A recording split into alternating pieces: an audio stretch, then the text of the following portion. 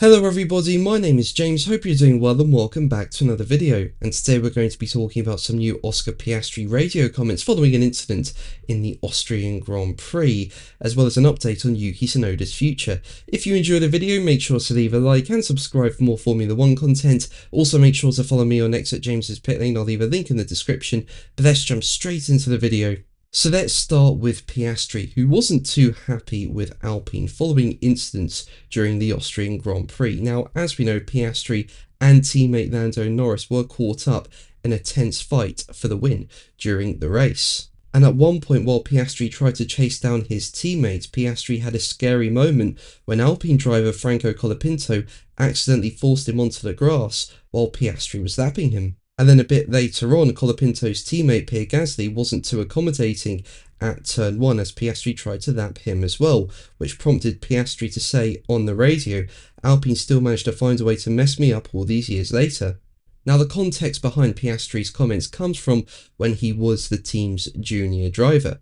Basically, in 2022, he was the reserve driver at Alpine, but during the season, he managed to secure a seat with McLaren for the 2023 season and beyond. But before that was announced, Fernando Alonso, who was an Alpine driver in 2022, chose to join Aston Martin, and then Alpine famously announced the promotion of its then reserve driver Piastri into a race seat for 2023. And following this, Piastri denied this in a tweet that will go down as one of the most famous tweets in Formula 1 history, with him basically saying, "I will not race for Alpine in 2023. So yeah, there is a bit of history between Piastri and Alpine, and that is what would have prompted those comments on the radio following what happened in Austria.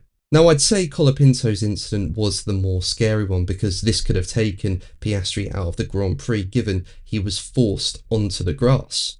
And for that incident, Colapinto was handed a 5-second time penalty and 2 penalty points, with Colapinto then going on to say, following the near miss, "I just didn't see him, he was in my blind spot and I was focused on Yuki Tsunoda."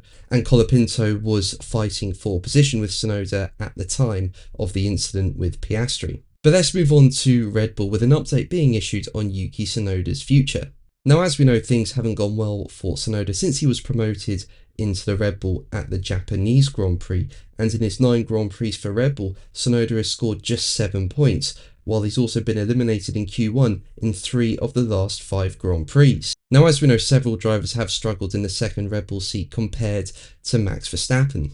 Still though, Tsunoda has found himself increasingly under the media spotlight with his performances, especially with Red Bull Junior driver Isaac Hadjar having proven to be a star for the Red Bull Junior team.